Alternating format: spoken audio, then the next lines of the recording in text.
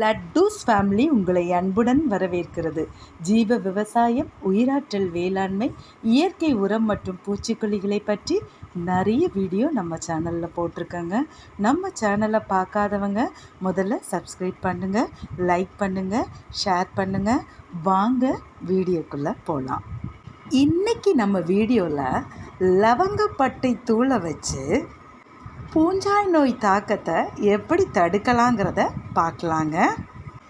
இந்த லவங்கப்பட்டை தூள் பூஞ்சாய் நோய் தாக்கத்தை முற்றிலும் அழிக்குதுங்க. நம் வீடுகளில் வளர்க்கும் தாவரத்திலேயோ அல்லது தோட்டங்களில் வளர்க்கும் தாவரத்திலேயோ பூஞ்சாய் நோய் தாக்கம் மண்ணில் ஏற்பட்டால் இந்த லவங்கப்பட்டை தூளை அதில் தூவி விடலாங்க. 1 லிட்டர்னு எடுத்துக்கிட்டிங்கன்னா 1 லிட்டரில் 2 ஸ்பூன் லவங்கப்பட்டை தூளை கலக்கி 1 மணி நேரம் ஊற வச்சு அதை நம்ம செடிகளுக்கு ஸ்ப்ரே பண்ணலாங்க.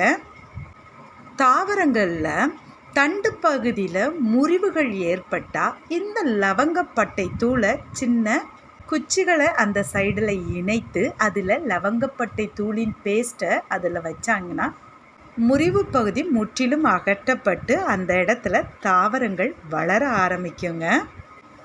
நிறைய பேர் தனது நண்பர்கள் வீட்டில் வளரக்கூடிய செடிகள், பூக்கள் இந்த இடத்துல குச்சிகள் வாங்கிட்டு வந்து நடவு செய்வாங்க.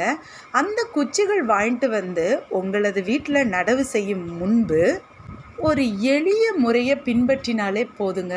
சூப்பராக அந்த குச்சிகள்லாம் வளர்ச்சி அடையுங்க.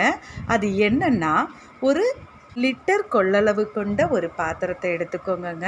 அதில் 1 லிட்டர் தண்ணீர் சேர்த்துக்கோங்க.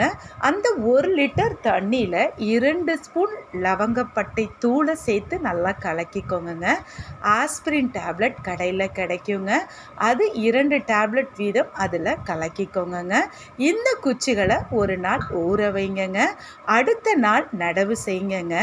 ஒரே வாரத்தில் நல்ல ரிசல்ட்டு உங்களுக்கு கிடைக்குங்க.